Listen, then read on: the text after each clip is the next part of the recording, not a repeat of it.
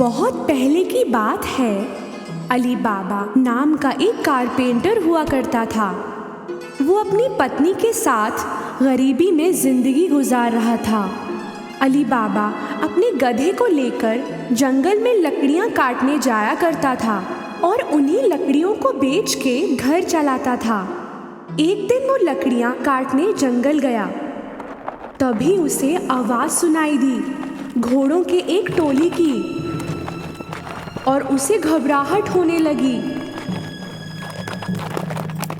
शायद ये चोर है, मैं छुप जाता हूं। गधे को झाड़ियों के पीछे छुपा के अली बाबा पेड़ पर चढ़ गया। वो टोली सीधे उस पेड़ के नीचे ही आके रुकी। अली बाबा ने गिनती की, वो 40 थे। उन लोगों ने कुछ भारी सामान अपने घोड़ों से उतारा। अली बाबा को समझ में आ गया कि वो चोर हैं।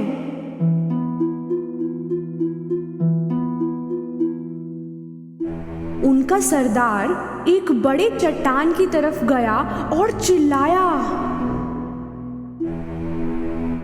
खुल जा सिम सिम।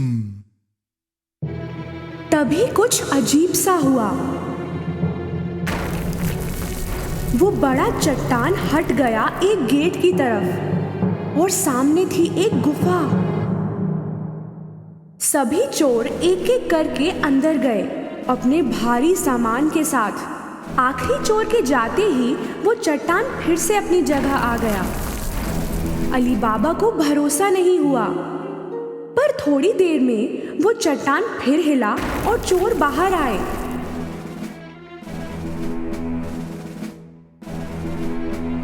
सरदार बाहर आया और फिर से चिल्लाया, बंद हो जा सिम सिम। उस चट्टान ने फिर से रास्ता बंद कर दिया और वो थोड़ी ही देर में घोड़े पे सवार होके चले गए। अली बाबा पेड़ से नीचे उतरा और सीधे चट्टान की तरफ गया। उसने वही शब्द कहे, खुल जा सिम सिम। वो चट्टान गड़गड़ाहट की आवाज के साथ फिर से हटा। अली बाबा अंदर गया। अंदर जो था वो देख के उसका सिर फिर गया। सोने के सिक्के, हीरे, खजाने यूं ही बिखरे हुए थे।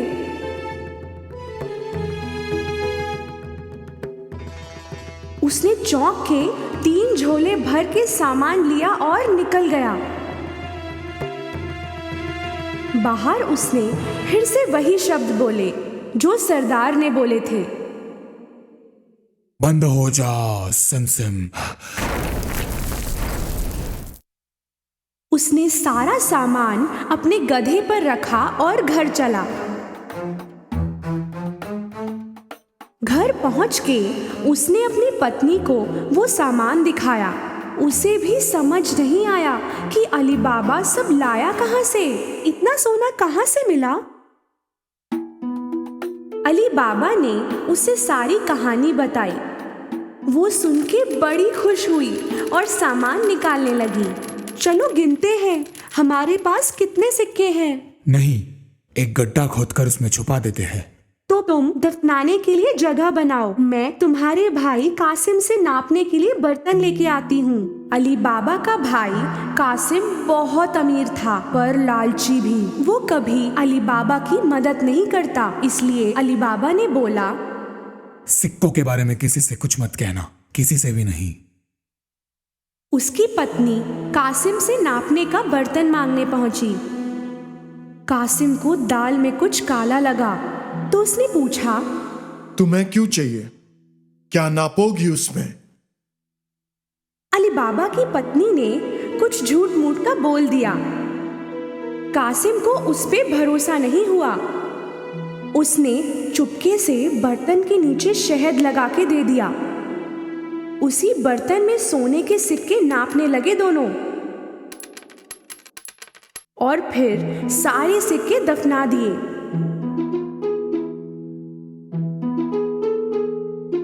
उसके बाद अली बाबा की पत्नी कासिम को बर्तन लौटाने गई, पर उसने देखा ही नहीं कि बर्तन के नीचे सोने के सिक्के चिपक गए हैं। ये बहुत बड़ी गलती की उसने।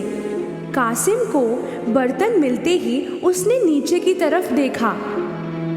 सोने का सिक्का देख के वो हक्का बक्का रह गया।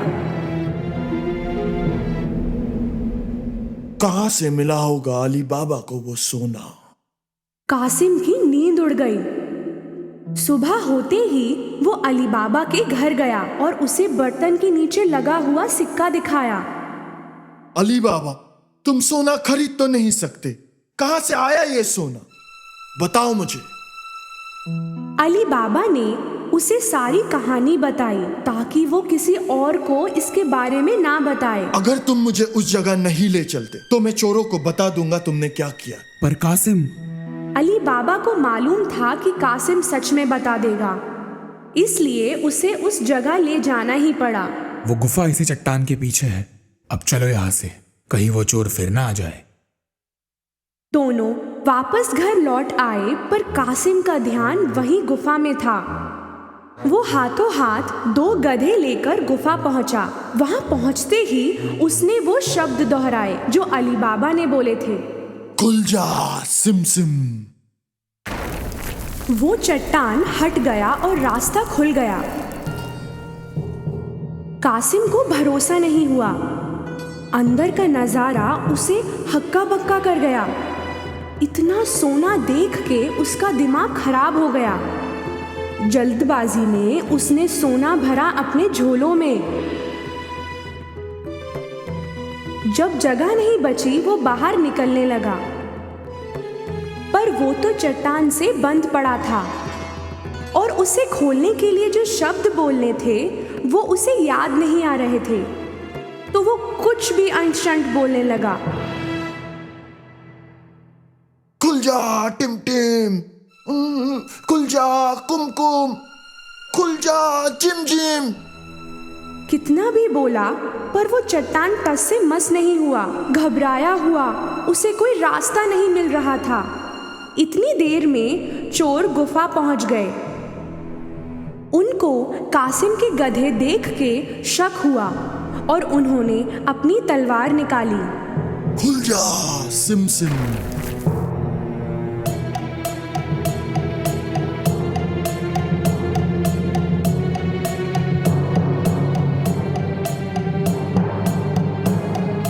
रास्ता खुलते ही चोरों ने कासिम को पकड़ लिया और उसे सजा दी। तो ये चोर हमसे चोरी कर रहा था। देर रात होने पर कासिम घर नहीं लौटा तो उसकी पत्नी को चिंता हुई। उसने अली बाबा से मदद मांगी। अली बाबा को भी कासिम की चिंता थी। वो गुफा पहुंचा तो उसे कासिम के गधे दिखे। तब उसे समझ आया कि कासिम को चोरों ने मार डाला है। उसने अपनी पत्नी को सब कुछ बताया। उन्होंने फैसला किया कि ये बात किसी को नहीं बताएंगे। कुछ दिनों बाद अली बाबा और उसकी पत्नी कासिम के घर रहने लगे। उन्होंने उसका कामकाज संभाला और उसकी तरक्की की। वो अमीर होते गए। उसी समय चोरों के सरदार को समझ आया कि गुफा से सोना दिन पे दिन कम होता जा रहा है, तो उसने एक चोर को ध्यान रखने के लिए कहा, शहर में जाओ और देखो कि क्या कोई ऐसा है जो नया नया अमीर हुआ है और बहुत खर्चा करने लगा है। उस चोर की नजर पड़ी अली बाबा पर, जो सोने के सिक्के लेकर बाजार में घूम रहा था। उसने उसका पीछा किया। अली बाबा के घर में घुसते ही चोर ने दरवाजे पर निशान लगा दिया। शाम को कासिम की पत्नी जब घोड़ों को पानी देने गई, उसने वो निशान देखा। उसे समझ में आ गया कि कोई मुसीबत आने वाली है, तो उसने रंग लेके आसपास के सारे दरवाजों पर वैसा निशान बना दिया। सुबह होते ही 40 चोरों की टोली अली बाबा का घर ढूंढने आई। तब उन्हें सारे दरवाजों पर वो निशान दिखा। हार के वो लौट गए। पर उनका सरदार जिद्दी था। उसने भेष बदल के उसे ढूंढना शुरू किया और चुपचाप वो पहुंचा अली बाबा के घर। दरवाजा खटखटाया तो अली बाबा ने खोला। मैं बहुत दूर से आया हूं। मैं तेल बेचने निकला था। सुनने में आया है कि आप यहाँ के सबसे अमीर इंसान हैं। तेल बहुत अच्छा है, खरीदेंगे? अली बाबा ने सरदार को तेल का व्यापारी समझ के रात को खाने पे आने के लिए कहा। तेल की 40 बरनियां लेके वो अली बाबा के घर पहुंचा। अली बाबा ने उसकी बहुत खातिरदारी की। रात को वहीं रुकने की सलाह देने पर सरदार ने खुशी खुशी हाँ कह दिया। जब वो दोनों खाना खा रहे थे, कासिम की पत्नी तेल की बरनियां देखने गई। उन्हें कुछ आवाज सुनाई दी। हम निकले अभी? नहीं नहीं, थोड़ी देर और। तब उन्हें समझ आया कि तेल नहीं, इनमें तो चोर छुपे हैं और उसे समझ आया कि ये लोग क्यों आए हैं। वो रसोई में गई और काफी तेल गरम किया और हर एक बरनी में गरम तेल डाला। अंदर बैठे चोरों की हालत खराब हो गई और वो कुछ कर भी ना पाए।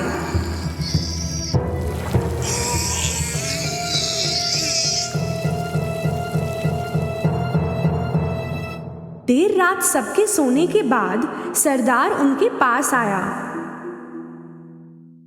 अब आ जाओ। उसे कोई हरकत नहीं दिखी तो उसने दोबारा बोला। सो गए क्या? उसने फिर बोला, पर कोई जवाब नहीं मिला। तो उसने एक बरनी खोल के देखा। उसे जो दिखा उससे उसका दिल बैठ गया।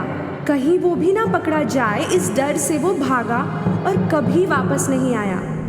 अगली सुबह कासिम की पत्नी ने अली बाबा को ये हादसा बताया। अब वो बिना चोरों की चिंता किए पूरे परिवार के साथ हंसी खुशी जिंदगी बिताने लगे।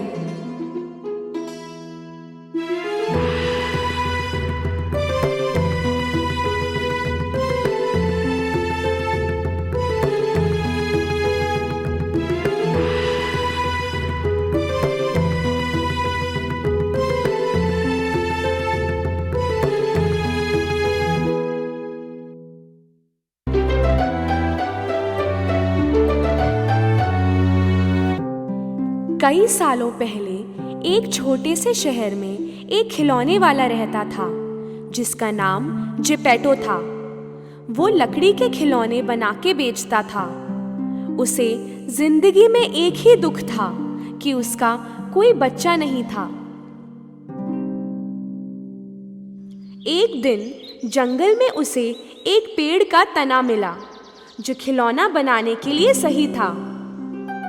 बिल्कुल सही है ये लकड़ी। मैं इससे एक प्यारा सा पुतला बनाऊंगा। जिपेटो वो लकड़ी लेके अपनी वर्कशॉप की ओर चल पड़ा। अपनी टेबल पे उसे रख के उससे पुतला बनाना शुरू किया। अचानक से कुछ अजीब सा हुआ। एक आवाज आई उस लकड़ी से। पहले तो जिपेटो चौंक गया, पर फिर उसे लगा कि उसने गलत सुना और उसने पुतला बनाना चालू रखा और फिर वही आवाज वापस आई। लगता है मैं बुढ़ा हो गया हूँ। अब मेरे कान भी बजने लगे हैं। जिपेटो ने अपना काम चालू रखा।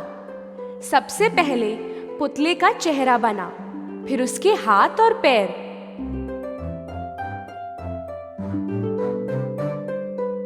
जिपेटो का पुतला पूरा बन गया। उसे कुर्सी पर रख के उसने सफाई शुरू की। तभी उसे एक आवाज आई, हेलो। जिपेटो ने यहां वहां देखा, पर उसे पुतले के अलावा और कुछ नहीं दिखा। तो उसने अपना काम चालू रखा। थोड़ी देर में वो पुतला कुर्सी से नीचे कूदा और नाचने लगा। ये देख के जेपेटो का सर चकरा गया। अरे बाप रे, इस पुतले में तो जान है। ये कोई बच्चा तो नहीं था, पर बच्चों की तरह ही हंसता बोलता और नाच रहा था। जेपेटो ने उसे उठाया। अब से तुम्हारा नाम पिनोकियो है मेरे बच्चे। जेपेटो और पिनोकियो खुशी से रहने लगे। पिनोकियो के स्कूल जाने का समय हो गया था, पर जेपेटो के पास उसके स्टेशनरी के लिए पैसे नहीं थे। इसलिए जेपेटो ने अपना कोट बेच के उसके पैसे पिनोकियो को दिए। पिनोकियो उन पैसों के साथ स्कूल की ओर चल पड़ा, रास्ते में सारे लोगों और दुकानों को निहारते हुए। अचानक उसे सामने एक जगह खलबली सी दिखी। क्या हो रहा है जानने के लिए वो भीड़ के बीच में गया और आसानी से उस पार पहुंच गया। छोटा सा उस पार था एक रंग बिरंगा टेंट, सर्कस टेंट। वहां पे एक जोकर टिकट लेने के लिए लोगों को बुला रहा था। पिनोकियो को देखना था कि अंदर है क्या, पर उस जोकर ने उसे रोक लिया और कहा, अंदर जाने के लिए पैसे लगते हैं। पिनोकियो को उन पैसों का ख्याल आया जो जेपेटो ने उसे स्कूल के लिए दिए थे। पैसे हैं मेरे पास। उसने वो पैसे निकाले और जोकर को दे दिए। टेंट के अंदर बड़ा मजा आ रहा था। उसने वहाँ कुछ पुतले देखे जो स्टेज पे नाच रहे थे। ये दोनों भी लकड़ी के बने हैं। पिनोकियो भी स्टेज पे चढ़कर उनके साथ नाचने लगा, पर ये वहां खड़े दर्शकों को नहीं पसंद आया। सर्कस का मालिक जो ऊपर से इन पुतलों को डोरी से नचा रहा था, बड़ा खुश हुआ एक जिंदा पुतला देख के। अरे वाह, क्या बात है, बिना डोरी का ये पुतला, ये तो मुझे अमीर बना देगा, माला माल बना देगा। शो के खत्म होते ही उसने पिनोकियो को पकड़ा और उसे बंदी बना लिया। पिनोकियो को बड़ा दुख हुआ कि उसने जेपेटो की बात नहीं सुनी और स्कूल नहीं गया, तो वो रोने लगा।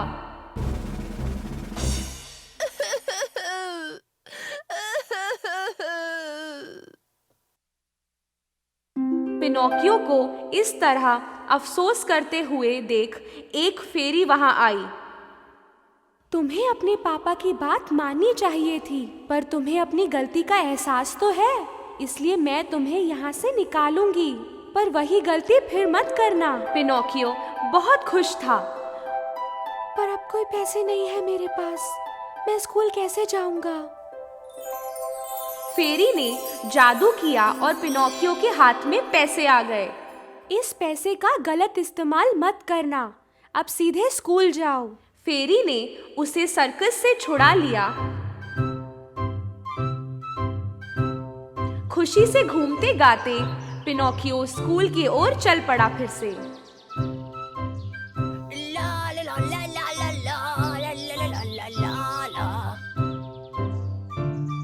उसे इतनी खुशी में देख चालाक लोमड़ी और उसका दोस्त बावली बिल्ली उसके रास्ते में आ गए और उससे पैसे ठगने का प्लान बनाया। अरे भाई, इतने झूमते घूमते कहाँ जा रहे हो? मैं अपने लिए स्टेशनरी खरीदने जा रहा हूँ। अरे इतने से पैसे में स्टेशनरी कौन देगा मेरे भाई? मैं तुम्हें इससे भी ज्यादा पैसे दे सकता हूँ। मुझे क्या करना होगा? हमें ये पैसे दे दो, हम इसे जादुई खेत में बो देंगे, फिर तुम्हारे पास भी एक अपना धन वृक्ष होगा। जब चाहो जाके उसमें से पैसे तोड़ लिया करना। भोले भाले पिनोकियो ने लोमड़ी की बात मान के उससे पैसे दे दिए। पैसे लेके लोमड़ी और बिल्ली उड़न छू हो गए। पिनोकियो को चिंतित देख के फेरी फिर से आई। तुम अभी तक स्कूल नहीं पहुंचे? मैंने जो पैसे दिए थे स्टेशनरी के लिए वो कहाँ हैं? फेरी को मालूम था कि उसने पैसे लोमड़ी को दे दिए हैं। उसने पिनोकियो से कहा, मुझसे झूठ मत बोलना वरना पनिश करूंगी मैं। फिर भी पिनोकियो ने झूठ बोला।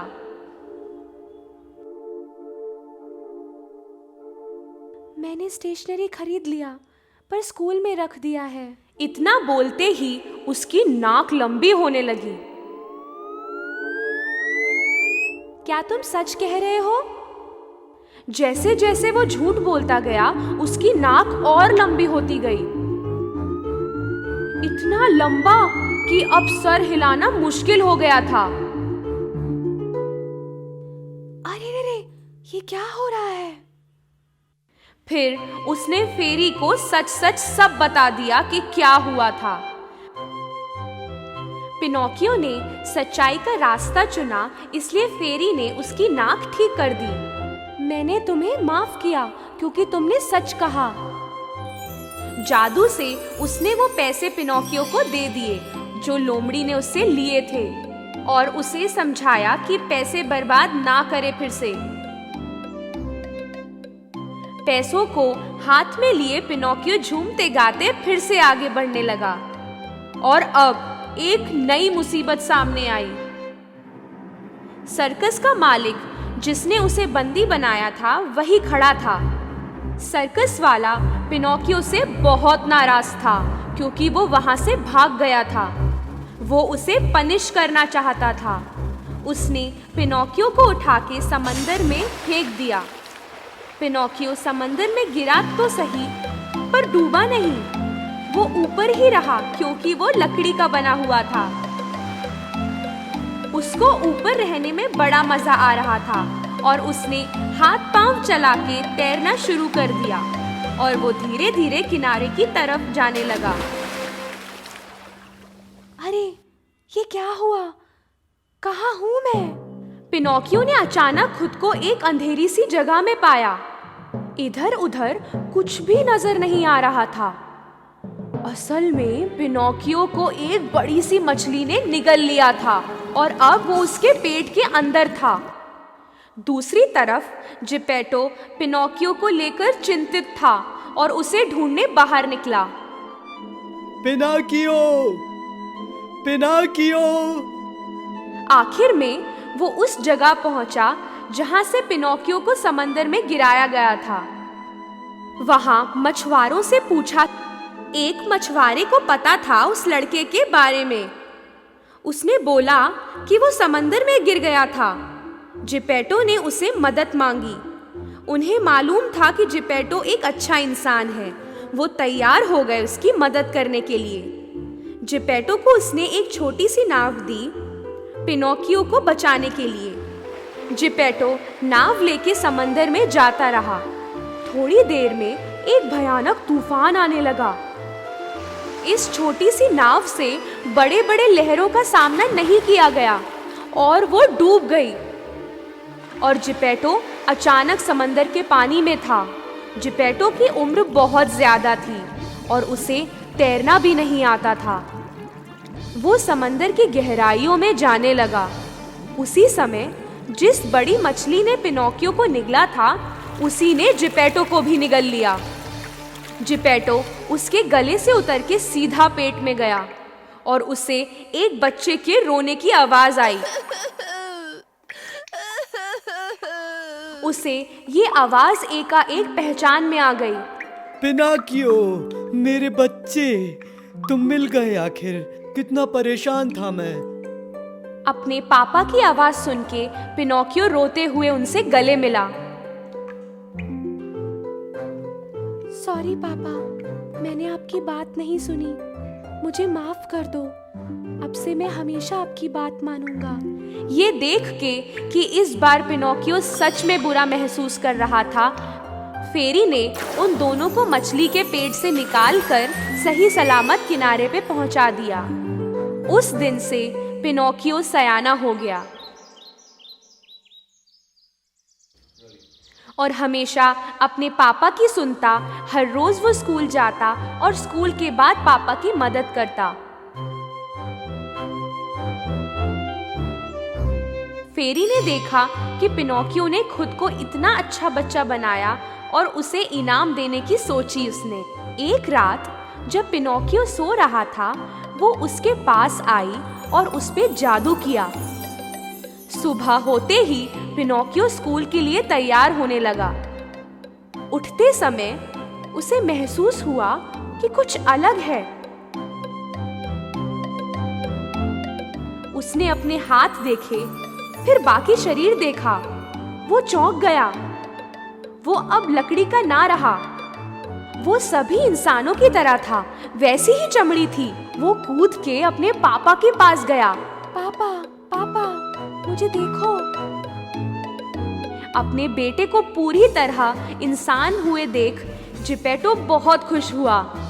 पिनोचियो, अब तुम मेरे असली बेटे हो। पापा बेटे दोनों गले मिले, आंखों में आंसू लिए खुशी के। पिनोकियो ने फिर कभी झूठ नहीं कहा और उसकी नाक जैसी की तैसी रही। एक समय की बात है, एक खूबसूरत सी प्रिंसेस एक बड़े से महल में रहती थी। एक दिन उसके पापा महाराज जी ने उन्हें बर्थडे गिफ्ट में एक गोल्डन बॉल दिया। हैप्पी बर्थडे बेटी। थैंक यू पापा। प्रिंसेस को ये गोल्डन बॉल बहुत पसंद था और वो अपना सारा वक्त उसके साथ खेलने लगी। एक दिन वो खेलते खेलते बाहर चली गई। प्रिंसेस बॉल से खेलती खेलती एक पॉन्ड के पास पहुंच गई।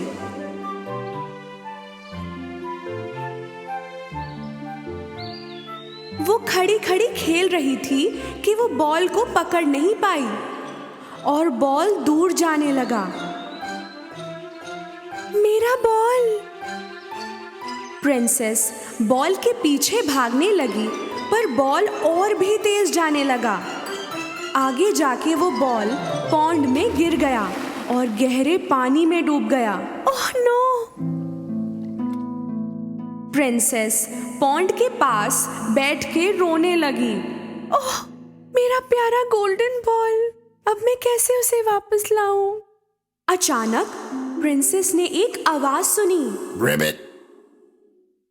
मेरी सुंदर प्रिंसेस, आप क्यों रो रही हो? प्रिंसेस ने आसपास देखा, पर समझ नहीं पाई कि आवाज कहां से आ रही है। जब ध्यान से देखा तो देखा कि ये मेंढक की आवाज है, जो पास बैठ के प्रिंसेस को देख रहा था। मेंढक प्रिंसेस की तरफ कूदा और फिर से पूछा, क्या हुआ मेरी सुंदर प्रिंसेस, आप क्यों रो रही हो? प्रिंसेस हैरान हो गई जब उसने बोलते हुए मेंढक को देखा। एक बोलता हुआ मेंढक, ये कैसे हो सकता है? अरे प्रिंसेस, सामने बैठा हूँ आपके, अब बताइए क्यों रो रही हो? खुद को शांत करके प्रिंसेस अपनी कहानी बताने लगी। गोल्डन बॉल जो मेरे पापा ने मुझे दिया, वो पॉन्ड में गिर गया है और डूब गया। अब मैं क्या करूं? मेंढक प्रिंसेस के पैरों के नजदीक आया और एक तरीका बताया। सुंदर प्रिंसेस, मैं आपका बॉल ले आऊंगा, पर उसके बदले में आपको मेरे लिए कुछ करना होगा। प्रिंसेस समझी नहीं, पर क्या करना होगा? अगर आप मेरी दोस्त बन जाएं, तो मैं आपके साथ महल में रहना चाहूंगा। प्रिंसेस ने इसके बारे में सोचा और उसकी बात मान ली, और मेंढक ने पानी में कूदी लगाई और अंदर गया। थोड़ी देर बाद मेंढक गोल्डन बॉल के साथ बाहर आया और बॉल को प्रिंसेस की तरफ फेंका। बॉल मिलते ही प्रिंसेस खुशी खुशी वापस महल में जाने लगी। प्रिंसेस को उसके बिना जाता देख मेंढक ने जोर से आवाज लगाई। मेरी सुंदर प्रिंसेस, आप मुझे भूल गई? आपने वादा किया था मुझे महल ले जाने का। प्रिंसेस दूर से चिल्लाई हंसते हुए। तुम्हारी जैसा गंदा दिखने वाला मेंढक मेरी जैसी सुंदर प्रिंसेस के साथ रहने की सोच भी कैसे सकता है? रिबिट। प्रिंसेस मेंढक को वहीं छोड़ के महल में चली गई। रात को महाराजा, रानी और प्रिंसेस डिनर टेबल पे बैठे। जब वो खाना खाना शुरू ही कर रहे थे, ठीक उसी समय उन्होंने दरवाजे पे दस्तक सुनी। मेड ने उन्हें बताया कि मेंढक आया है और कहा कि प्रिंसेस ने उसे इनवाइट किया है और वो अंदर आना चाहता है। महाराजा जी हैरान हुए और अपनी बेटी से पूछा, आप बताएंगी ये क्या हो रहा है बेटी? वो पापा। प्रिंसेस ने सब कुछ बताया जो सुबह पॉन्ड के पास हुआ। अगर तुमने मेंढक को वादा किया था बॉल बचाने के लिए, तो तुम्हें अपना वादा निभाना चाहिए। महाराजा ने मेड को कहा कि मेंढक को अंदर लाए। थोड़ी देर में दरवाजा खुला और मेंढक कूदते हुए अंदर आया और डिनर टेबल के नजदीक आके रुक गया। गुड इवनिंग सबको, और महाराजा जी थैंक यू मुझे अंदर बुलाने के लिए।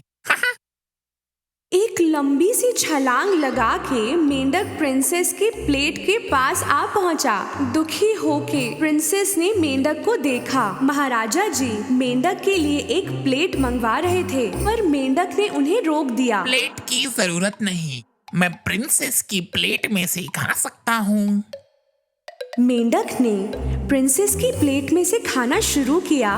प्रिंसेस परेशान हुई, पर सोचा कि डिनर के बाद तो वो वैसे भी चला जाएगा, तो कुछ ना बोली। पर मेंढक के कोई इरादे नहीं थे डिनर के बाद जाने के। जब प्रिंसेस टेबल से उठी तो मेंढक ने उन्हें रूम तक फॉलो किया। समय गुजरा और मेंढक को नींद आने लगी।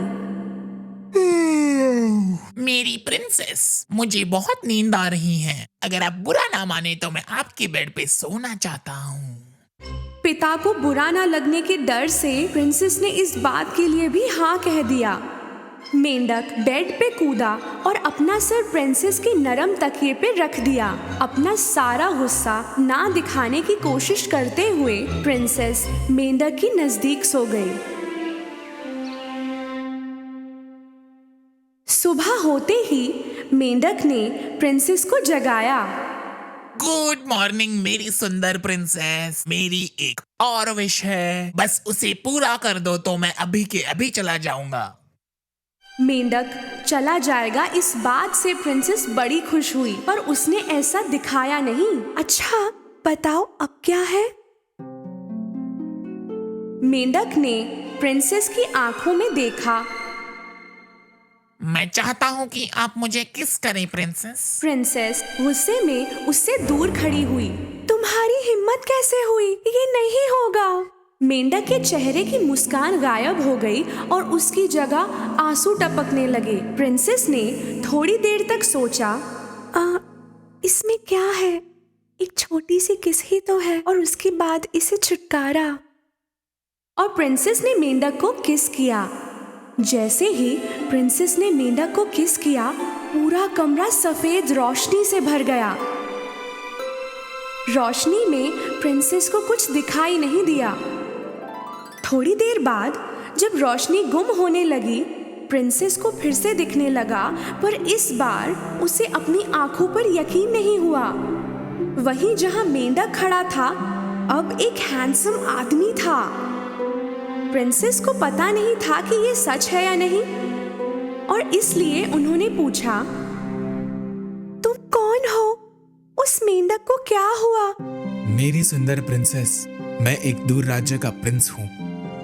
एक चुड़ैल ने जादू करके मुझे मेंढक बना दिया था। वो जादू तोड़ने के लिए मुझे एक प्रिंसेस के साथ एक रात रहना था और एक किस लेनी थी। आपने मुझे हमेशा मेंढक रहने से बचा लिया। प्रिंसेस हैरान तो हुई, पर बहुत खुश भी हुई।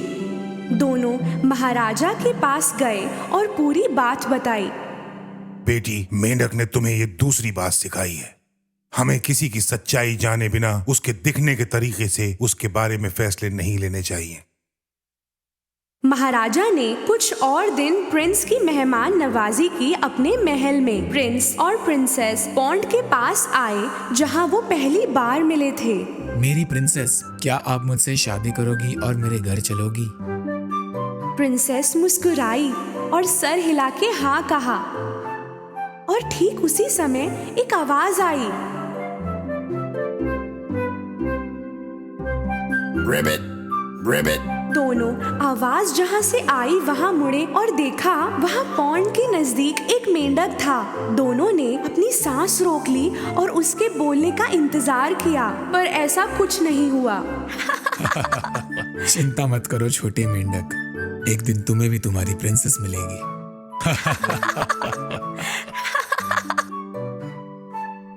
थोड़े समय बाद दोनों ने शादी कर ली और खुशी से रहे हमेशा।